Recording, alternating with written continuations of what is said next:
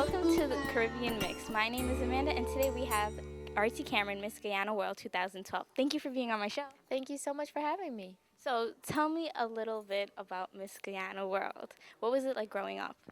I had a very interesting childhood, a very happy childhood.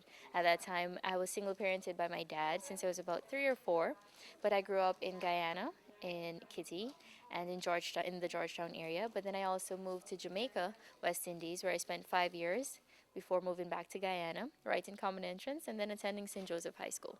Okay, so tell me, what was your Guyana childhood like? Did you play in mud and all of that stuff?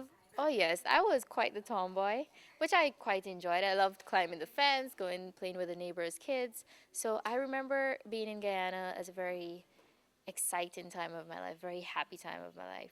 Very innocent stages of my life were spent in Guyana. So, did you ever think of becoming Miss Guyana World? How was that? Well, this all started in a very funny way. I would walk around at the age of 8 or 9 around the house, and I'd go in front of my dad and my now stepmother. I'd be like, Artie Cameron for slow modeling or Artie Cameron for fast modeling because I didn't know the correct names for the categories. But eventually, somebody suggested that I enter the pageant. I thought about it, but after migrating to the US, I didn't think it was possible. But because I was born in Guyana, I was raised in Guyana, and both of my parents are Guyanese, I was able to participate in the Miss Guyana World Pageant 2011. So, what was the process like of becoming Miss Guyana World? It was a challenging process. I competed against 6 beautiful, intelligent, and talented young ladies in a number of competitions. We did the intelligence segment, we did the swimsuit segment, and then, of course, there's the final answer, your talent piece, etc.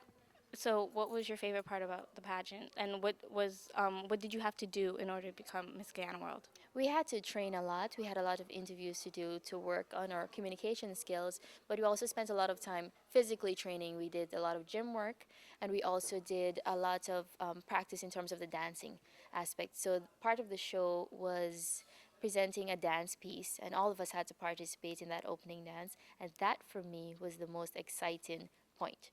So, how old did you start dancing?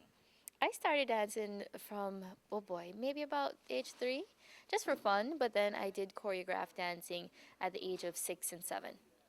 Oh, okay. So, do you do anything besides dancing as a hobby? Yes, I love spending time with my friends and family when I do get the chance, but I love playing netball. That's one of my greatest hobbies. I haven't been able to play in about 5 or 6 years, unfortunately, but that would be one of my biggest hobbies. Tell me a little bit about your school days. What was high school like? What was your university like? What was your experience? I had a lot of fun times because I came across a lot of great people, and that I think makes the biggest difference for anybody's life. Meeting great people and going through challenges. We all had exams to do, but we stuck together. And high school for me was just fantastic. I got to study, I got to participate in extracurricular activities like dancing competitions for matrimony, that sort of thing, and I also got the chance to play netball. So, I know a lot of young ladies want to know, how do you stay fit? I dance a lot, but I also do a lot of gym work. I do gym work about 4 times a week and for about 6 hours each session. And then, being Miss Guyana role is a full time job. It's very rewarding, but it is a full time job. So I need to put in that work and remain very healthy as an individual. Speaking of healthy, what is your eating habits like? I eat a lot. People don't realize that, but I do. I enjoy food. I have a healthy relationship with food, but I try to make my choices very healthy. So I have a lot of fiber. I try to eat my veggies, and I don't eat too much red meat. I try to cut back on that and have a lot of fish instead. What would be one advice that you can give to all the young ladies out there that have those um, role model problems, that I want to be fit like this person and I want to be skinny like that person? For me, it's not about being skinny. You have to understand yourself, appreciate yourself, and celebrate yourself. It's about being healthy. So if you know you have the choice between fries and maybe some whole grain foods, try the whole grain foods and try to be healthy one step at a time. Don't rush yourself and don't risk your health being, really bad. So don't go on crash diets. They're really bad. But just pace yourself, appreciate yourself, and do it the healthy way. Consult a doctor if possible, before you go on a diet or you start a regimen or something like that. Consult a professional so you ensure you don't risk injuring yourself or you don't harming your body. And what about your workout and fitness? I work out a lot. I have to because I eat a lot. But I do a lot of push ups, which I don't really like, but they're necessary. They make my arms look very great. But I do a lot of cardio in general. I try to do some swimming as well. That's great. So we're going to switch gears right now. Tell me, what is one thing that you would love to change in the world? I would love to change our attitudes towards helping the rest of the world. I think so much is going on in every part of the world, and we tend to forget, especially in the developing nations, we tend to forget what's going on. We forget that not everybody has access to food or clean water to drink, and we need to focus on the other parts of the world that need our help. We can help.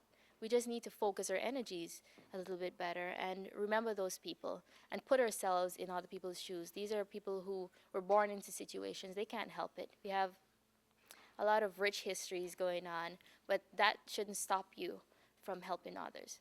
So, what do you think about global warming? How can we help this and change this? We need to really invest on just protecting our environment, making better choices, recycle.